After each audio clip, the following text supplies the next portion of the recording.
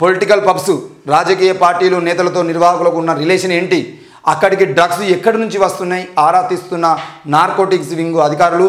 Elite బార్లు wine షాప్లపైన special focus. Mumbai, Goa, Delhi నగరాల్లో స్పెషల్ టీమ్స్. మరి పబ్లకు డ్రగ్స్ ఎక్కడి నుండి వస్తున్నాయనే విషయంపై ఫోకస్ పెట్టిన యాంటీ నార్కోటిక్స్ బ్యూరో వాటి యాజమానులకు రాజకీయ నేతలకు ఉన్నటువంటి రిలేషన్షిప్ ఏంటనే విషయంపైన ఆరా తీస్తున్నది.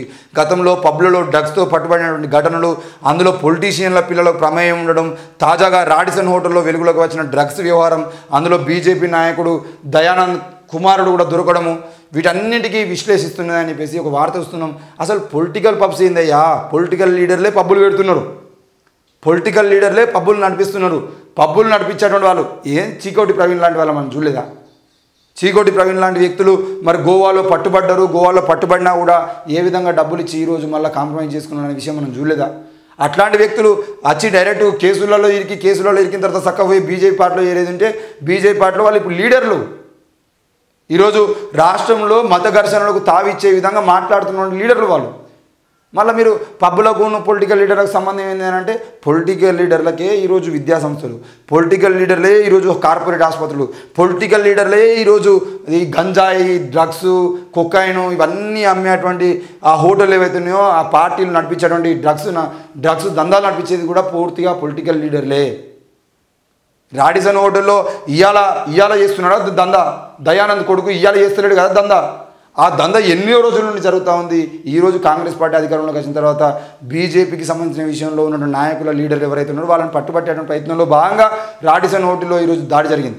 మరి రాడిసన్ హోటల్లో ఈరోజు కాదు కదా, ఆ రాడిసన్ హోటల్లో ఎప్పటి నుండి జరుగుతున్నాయి ఆ డ్రగ్స్ దందాలు.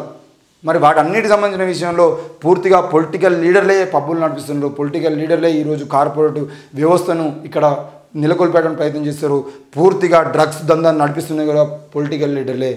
ఈరోజు నిజంగానే సంస్కృతి సాంప్రదాయాలు దేశం అని మాట్లాడేటువంటి బండి సంజయ్ అన్న కరీంనగర్ నియోజకవర్గంలో గ్రామంలో అత్యంత దారుణంగా గంజాయి కనబడతా ఉంటే ఆ గంజాయికి వ్యతిరేకంగా ఒక్క రోజన్నా ఒక్క మాటన్నా నువ్వు నియోజకవర్గంలో మాట్లాడిన వీడియోలు ఉంటే చూపించు.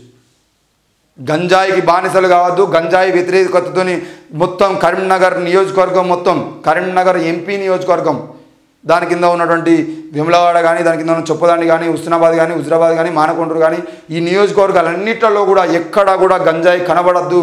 నేను ఎంపీగా ఉన్నటువంటి కరీంనగర్ నియోజకవర్గంలో ఎక్కడ కూడా గంజాయి కనబడ్డా కేసులు నమోదు చేయండి అని చెప్పేసి ఒక్కనాడన్న పోలీస్ అధికారులతో మాట్లాడినవా? ఈరోజు నీ చుట్టూ ఉండేటువంటి వాళ్ళందరినీ కూడా నువ్వు మద్యానికి బానిసలు చేసి తిప్పుకుంటున్న పరిస్థితుల్లో ఈరోజు గంజాయికి సంబంధించిన విషయంలో నువ్వు ఏం మాట్లాడతావు? అది మొత్తానికైతే తెలంగాణ రాష్ట్రంలో పబ్బులు నడిపిస్తున్నది, గంజాయిని పెంచి పోషిస్తున్నది కూడా రాజకీయ నాయకులే. మరి వాళ్ళ మీద ఎక్కడ చర్యలు తీసుకుంటారు? లాస్ట్ టైము మన అకున్ సబర్ వాళ్ళు పెద్ద ఎత్తున డ్రగ్స్ మీద దొరకబట్టి అది చేసిండు. నినాగమున్న కూడా 500 కోట్ల విలువ వేసేటువంటి డ్రగ్స్ దొరికినాయి. 500 కోట్ల విలువ వేసేటువంటి డ్రగ్స్. మరి ఏడవైన డ్రగ్స్ అని ఇవాళ మాట్లాడుతున్నారు. మరి ఈరోజు ఆ అకున్ సబర్ వాళ్ళు చేసినటువంటి కేసులో అప్పుడు సినిమా హీరోలు వాళ్ళందరికీ సంబంధం లేదని చెప్పేసి కోర్టు క్లీన్ స్వీప్ ఎట్లా ఇచ్చింది? అంటే మీరు ఇచ్చేటువంటి రిపోర్ట్లో ఎందుకు సరైన సమాచారాన్ని ఇవ్వలేకపోయారు? వాళ్ళు బహిరంగంగా దొరికిర్రు అని చెప్పేసి తెలిసినాక కూడా ఎందుకు వాళ్ళ మీద కేసులు సరిగా వాళ్ళకి ఆధారాలు సరిగా పెట్టలేకపోయారు? ఈరోజు కూడా దొరికిర్రు చాలామంది సినిమా హీరోలు కూడా ఉన్నారని చెప్పేసి, డైరెక్టర్లు అని చెప్పేసి చెప్తున్నారు. వాళ్ళ ఆధారాలు మీరు ప్రకటించకుండా, ఆధారాలు ఇవ్వకుండా ఈరోజు మళ్ళా పక్కుదా పట్టించడానికి ప్రయత్నం చేస్తున్నారు అనే విషయం కూడా మాకు తెలుసు. ఇకపోతే పాక్లో కన్నా భారత్లోనే నిరుద్యోగం ఎక్కువ. మోడీ విధానాలే అందుకు కారణం. జీఎస్టీ, పెద్ద నోట్ల రద్దుతో చిన్న వ్యాపారాలు మూతపడ్డాయి.